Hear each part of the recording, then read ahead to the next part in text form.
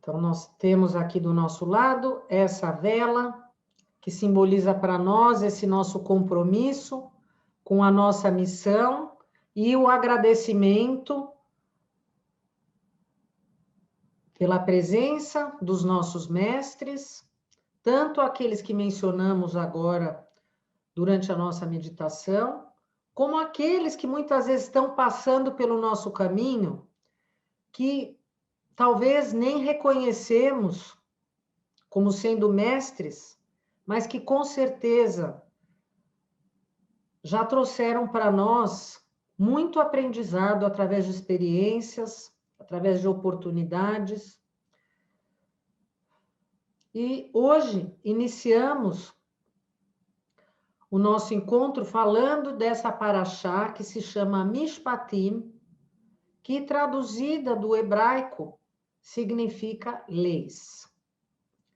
Leis que compõem um código civil, um código de conduta, um código que orienta qualquer pessoa sobre o certo e o errado, como se fosse uma constituição de um país, as leis ou normas de um condomínio, uma conduta que, uma vez que nós não estamos aqui sozinhos, várias normas se apresentam para que a gente tenha uma convivência, para que a gente tenha uma conduta que respeite o bem-estar de todos aqueles que estão conosco. Eu vou deixar essa vela aqui do nosso lado. Essa porção, que se chama, então, Mishpatim, cuja tradução é leis, que fala sobre as normas, sobre condutas como sendo uma constituição, que faz com que eu tenha uma convivência respeitosa com aqueles que vivem na mesma comunidade que eu, leis que já existiam antes mesmo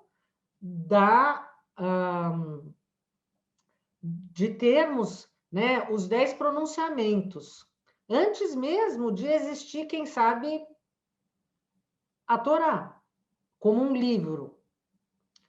Existiram vários códigos. Existiram códigos, o Código de Hammurabi. Vamos entender que na época dos egípcios, nós tínhamos também códigos e leis.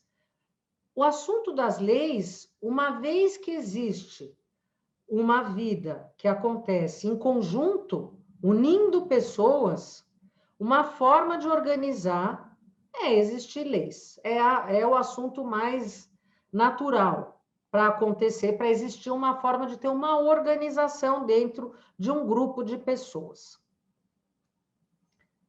Vamos entender em que momento nós estamos dentro dessa história que nós estamos lendo semana a semana e que nós estamos aqui traduzindo com as palavras, com as chaves que o Zohar traz para nós, que a Torá traz para nós, traduzida através da sabedoria da Cabala, não a Torá lida em sentido literal, mas dentro dessa outra dimensão que está além destas palavras, que podem ser essas palavras desses códigos, dessas leis. Na semana passada, nós tivemos um momento em que os seres humanos estiveram mais próximos do seu Criador. O povo hebreu, ao pé do Monte Sinai, teve um momento de proximidade como nunca antes aconteceu.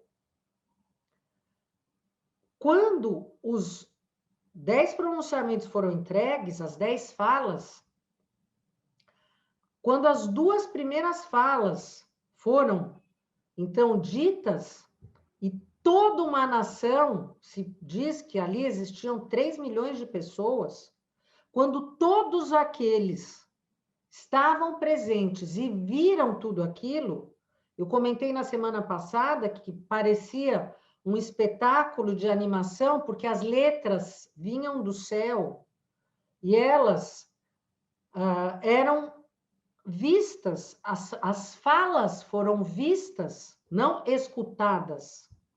Quando a gente pega a Torá e lê, a gente, inclusive, ali existe uma descrição de que o shofar era visto cada vez mais intenso para descrever esse som, ao invés de falar, ele era escutado cada vez mais intenso, mais alto. Então, se fala em ver essas 10 falas e essas letras, e esse espetáculo de cores, de luz, e tudo isso se apresentou na frente de todos. Aqueles que tinham algum problema físico foram curados. Aqueles que talvez tinham fisicamente a perfeição, atingiram também um grau de consciência tão elevado, que é como se naquele momento toda a sabedoria do universo tivesse sido entregue para eles, e não só entregue, no sentido deles terem recebido tudo aquilo, mas eles conseguiram ver e compreender. Não é simplesmente ver as letras, ler e não entender a profundidade daquelas palavras. Eles não só viram, mas eles compreenderam dentro deles, eles receberam aquele infinito que eles saíram de si próprios, tiveram uma experiência além do seu corpo, além da vida. Eles se incorporaram com esse outro mundo, com essa dimensão, aonde não existe tempo e espaço. E nesse momento aconteceu um grande milagre. Eu não estou falando simplesmente de um milagre da cura, tanto da cura física, quanto dessa cura de uma consciência, ao incorporar uma consciência mais elevada. Eu estou falando de um milagre que o Criador deu naquele momento, que é o milagre da imortalidade. O milagre de que, através de receber todo esse conhecimento, cada pessoa, naquele momento, teve a oportunidade de alcançar a sua imortalidade. Isso eu falei em detalhes na semana passada, eu só estou trazendo dentro deste contexto para poder entender o porquê dessas leis.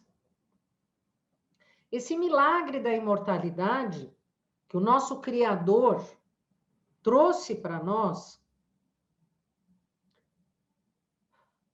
ele não trouxe na forma de uma fala que te coloca ele mexendo e moldando e te fazendo perfeito. Ele traz para nós a condição perfeita, em todos os sentidos, para que cada pessoa alcance a possibilidade dessa imortalidade. Porque se simplesmente ele tivesse entregue para nós a imortalidade, a gente não precisaria nem ter vindo aqui em corpo físico. Não teria sentido absolutamente nada do que está acontecendo, nenhum processo. Porque nós estaríamos ganhando algo que a gente já teve. E nós, já que somos seres que foram criados, primeiro, para receber a plenitude divina. A nossa missão é ser feliz. A nossa missão é ser verdadeiramente aquele que recebe a luz de forma verdadeira. Só que o fato é que, como nós somos imagem do nosso Criador, para ser verdadeiramente feliz, recorrentemente nós repetimos, nós precisamos ter 3 condições. A primeira condição, eu preciso ser criativo, eu preciso criar, eu preciso ir além daquilo que eu estou vendo aqui agora. Porque, por exemplo, eu vou ter algumas situações, eu vou ter algumas condições que eu preciso criar uma nova condição de ação para eu poder ir em frente, para eu ser como meu criador, criador, co-criador. Então, eu preciso usar da minha criatividade para criar. Não é usar da minha criatividade para simplesmente repetir. Porque quando eu repito e eu não sou criativo, eu não saí do meu lugar. Estou dentro da mente robótica. Então, eu preciso ser criativo para sair da mente robótica. Em segundo lugar, eu preciso ser independente. Ser independente é eu ser proativo, eu não ficar esperando tudo acontecer, eu entender que aquilo que está na minha frente, ou eu faço, porque se eu não fizer, não muda nada. E o terceiro aspecto, eu preciso ser um doador. Porque se eu só for um taker, tudo para mim, tudo para mim, tudo para mim, eu não estou sendo aquele que é a imagem do Criador. Então, para eu ser a imagem do meu Criador, que é uma questão de consciência, nós não estamos falando aqui fisicamente, nós estamos falando de uma consciência. Para eu ser co-criador, a imagem do meu Criador, eu preciso desses 3 atributos. Porque eu fui criado para ser feliz, e eu só sou feliz quando eu estou dentro dessas 3 condições. Não adianta ser diferente. Essa é a lei universal, a lei cósmica é essa. E para que tudo isso se moldasse, o que fez o nosso Criador?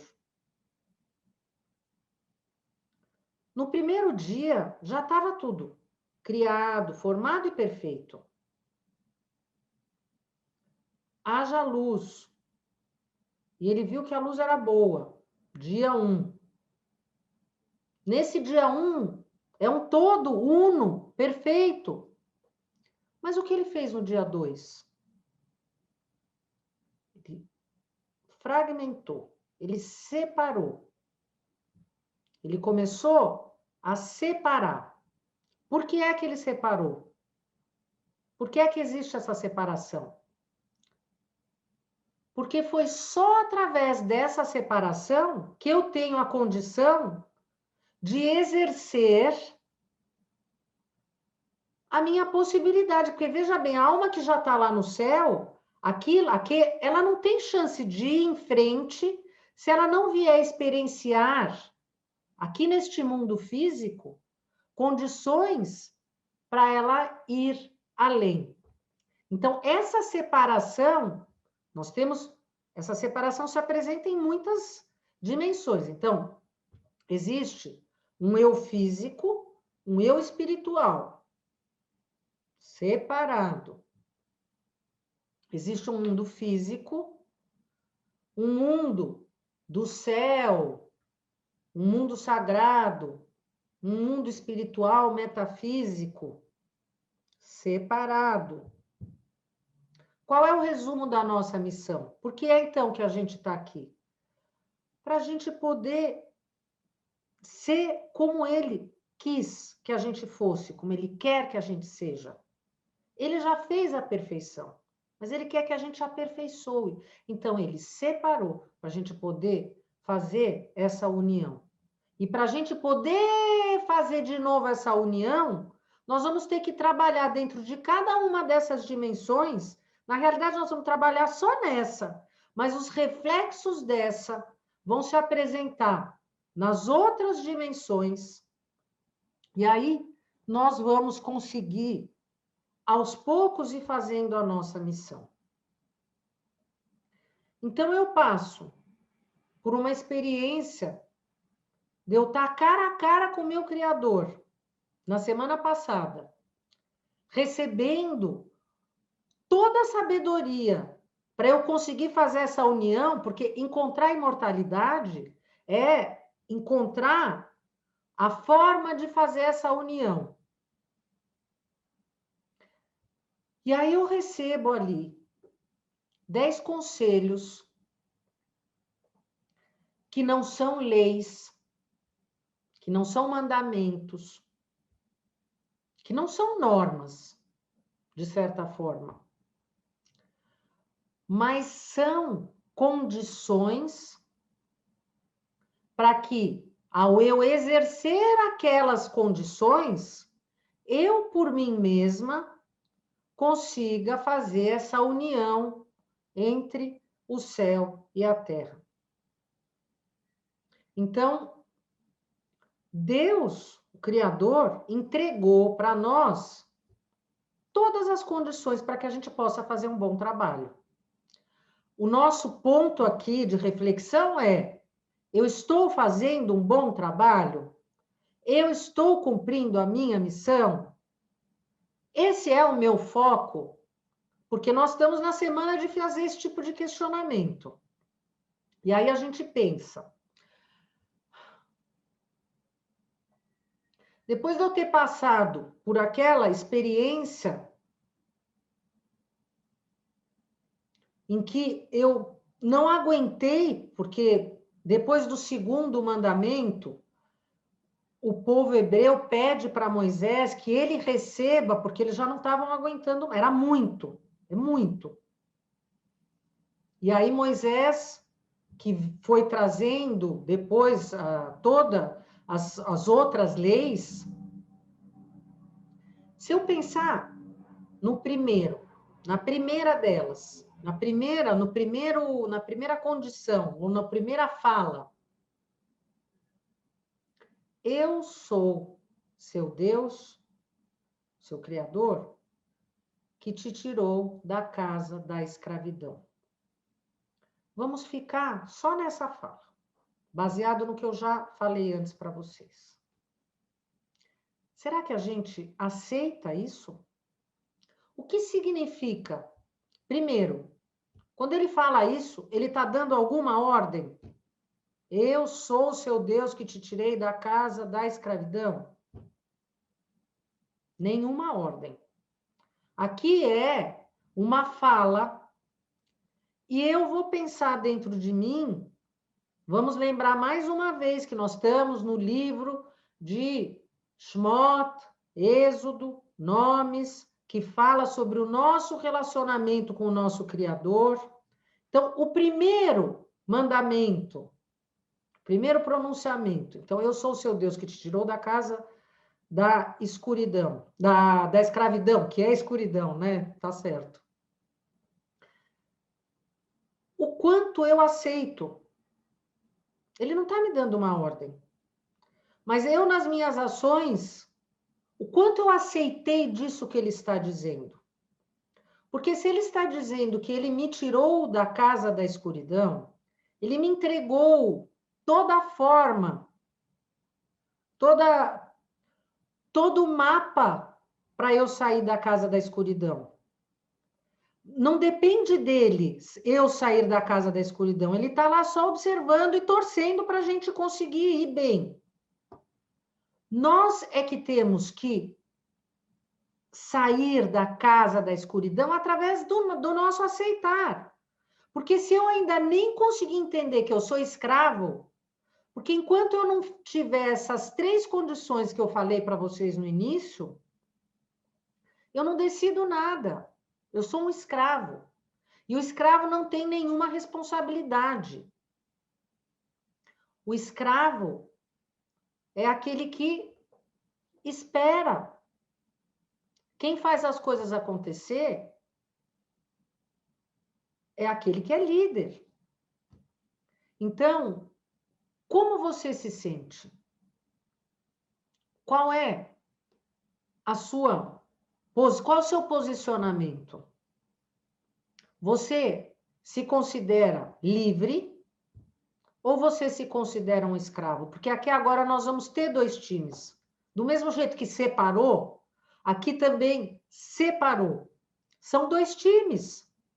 Existe um time que aceitou essa condição de sair do Egito, de assumir a responsabilidade por absolutamente tudo que faz. Ninguém é mais responsável do que ele mesmo por tudo que acontece na vida dele. Então ele não espera, porque ele não tem tempo para esperar. Ele age. Ele não reclama, porque ele não tem tempo para reclamar. Ele age.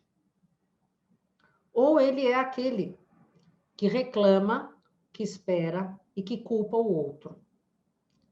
E que a vida dele é um caos. Que a vida dele é um tormento, um peso. E ele nunca enxerga as oportunidades que estão na frente dele. Porque ele também não tem tempo de ver isso, porque ele só usa o tempo dele na reclamação. Agora, quando esses pronunciamentos foram falados, então, o primeiro pronunciamento já é um divisor de águas para nós. O primeiro já nos coloca num nível X ou Y. Então, é muito importante eu já ter isso muito claro na minha cabeça.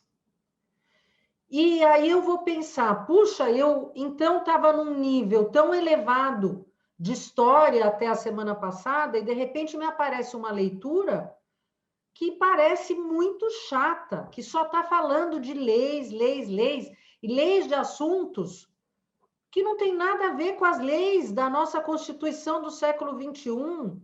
Isso não tem mais nada a ver. Fala de escravidão, fala de boi que chifra a pessoa na rua. Sim, são leis de reparação. Mas leis que estão falando de que nível de reparação? Por isso, a gente tem o Zohar.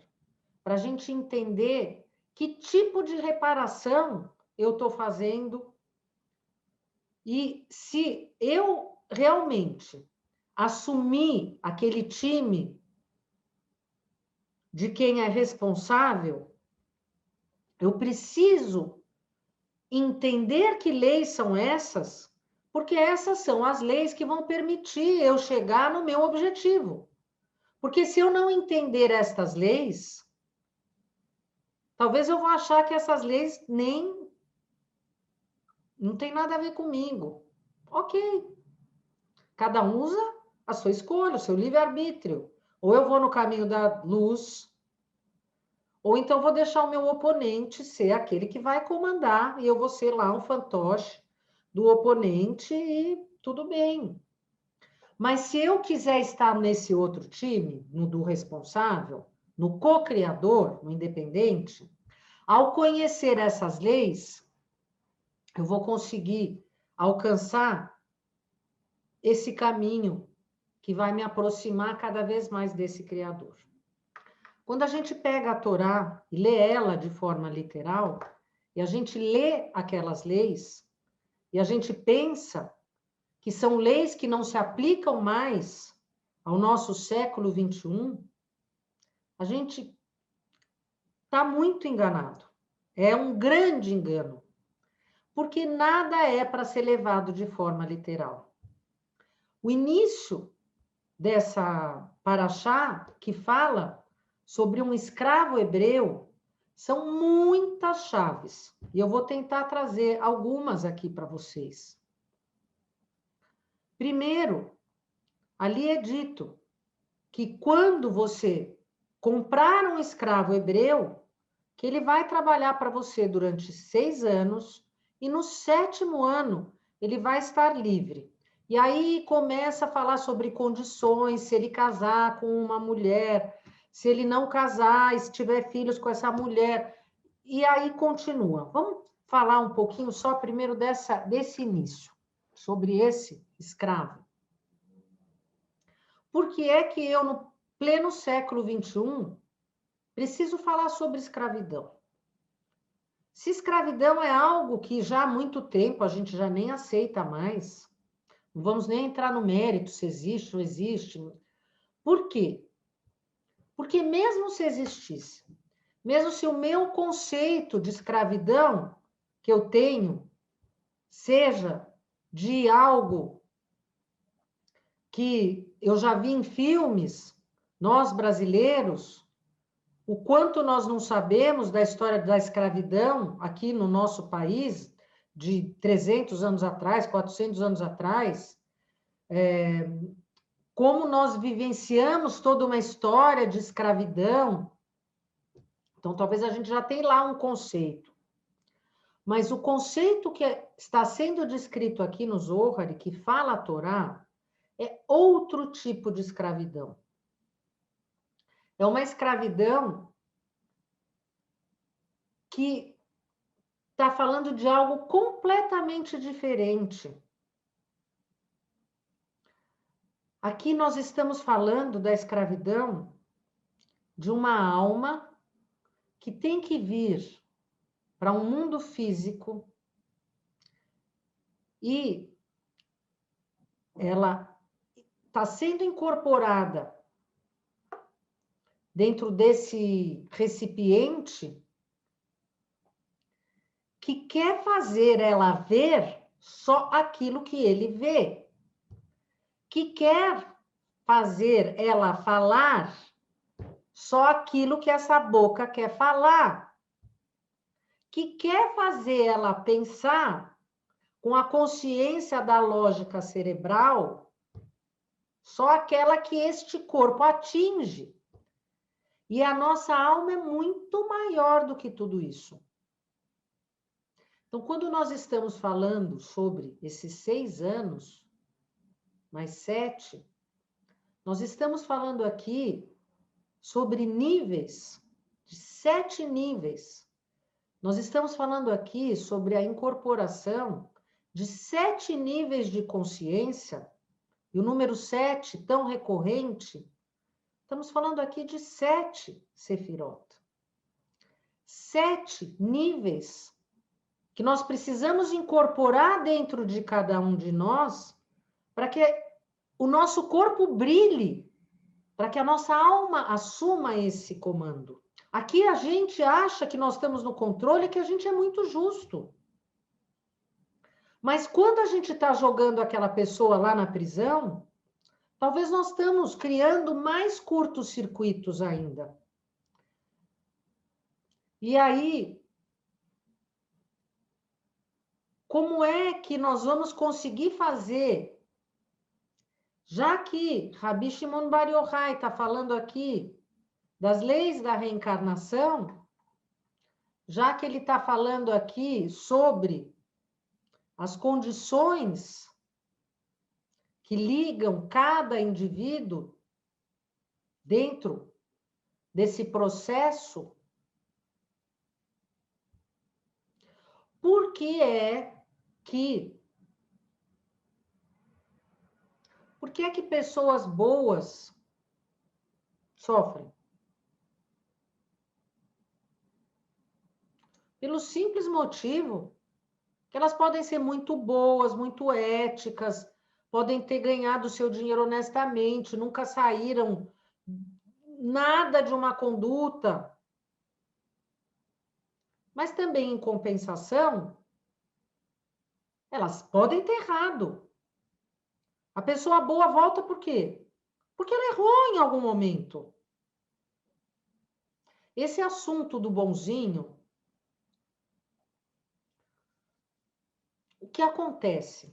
Isso é uma coisa, quando algumas pessoas falam, eu não aceito a reencarnação. Cada um aceita o que acha que tem que aceitar. Eu não sou aquela pessoa que vai dizer assim ou assado. Eu aqui só estou apresentando condições para cada um fazer a sua reflexão. Aquela pessoa muito honesta, muito boa. Aquela pessoa que teve uma conduta perfeita, nunca errou, nunca caiu. Não sei se existe alguém assim, mas digamos. Os sábios falam, essa pessoa chegou lá no céu. E aí ela se encontrou com o Criador. E aí o Criador, ela tá lá cara a cara, ele fala, ai, que coisa, olha só, que o Criador falou, que você teve uma conduta exemplar, que bom. que bom, você chegou aqui agora. Só que daí ela olha em volta e ela vê que tem pessoas, almas, que são muito maiores do que ela. E aí ela olha para o Criador e fala, ué, mas eu fui tão bom. Por que que aquela outra alma é maior do que eu? Por que que ela está mais alta do que eu? E ele responde, porque ela trabalhou mais do que você. Porque o ser bom e o ser correto e o ser honesto não muda o fato de que nós criamos muito curto-circuito. Aquele juiz, talvez, que fez uma sentença nessas leis que nós temos a nossa condição aqui dentro da nossa Constituição, muitas vezes nós estamos andando dentro das leis. Mas o que está acontecendo dentro da nossa consciência? Em quantas pessoas, muitas vezes, de forma indireta, nós estamos prejudicando para ter os nossos interesses cumpridos? Está dentro da lei. Eu não estou subornando ninguém, eu não estou roubando ninguém, eu não estou, mas eu posso estar prejudicando alguém. Eu posso não ter matado ninguém, mas eu posso não ter matado alguém fisicamente. Quando a gente está falando sobre esse boi que chifra nessa paraxá, se a gente pensar na carruagem de Ezequiel, que a gente tem ali os animais sagrados, o boi, que é a coluna da esquerda, no trono, ele representa o julgamento. Quantas vezes, através do nosso julgamento, nós matamos pessoas? Eu não fiz nada fora da lei, mas eu matei uma pessoa. Eu matei uma oportunidade de uma pessoa que estava no meu caminho. Muitas vezes, pela minha falta de atitude e de ação. Eu vou levar isso comigo. E eu vou levar, e muitas vezes eu nem tenho consciência que eu estou levando. Eu não estou nem sabendo que isso está acontecendo. Cada pessoa que se apresenta na nossa frente é uma condição para eu fazer a minha correção. Cada pessoa que se apresentar na minha frente é uma condição, porque mesmo que eu não lembre aquilo que aconteceu no passado, aquilo vem de novo. Eu falei tudo isso para lembrar vocês da árvore, dos galhos, desses círculos que estão em movimento, cada um girando de uma forma, cada um numa velocidade, cada um braço. São esses galhos meus, seus, dos meus antepassados, dos meus amigos, dos meus familiares, daquela pessoa que passou na minha frente. Quanto mais próximo está o galho. Quanto mais afastado está o galho. Mas uma vez que eles estão se entrelaçando, o que está aqui está sendo afetado pelo que está acontecendo aqui. Não é? Então, se isso tudo aqui está em movimento, sem parar,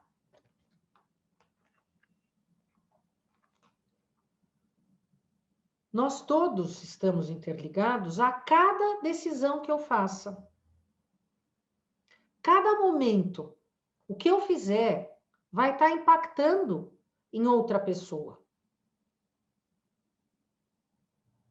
E aquilo que eu fizer que impactar de forma negativa na outra pessoa, hoje, quando eu entendo que eu não sou um escravo e eu sou livre, a responsabilidade é só minha e de mais ninguém.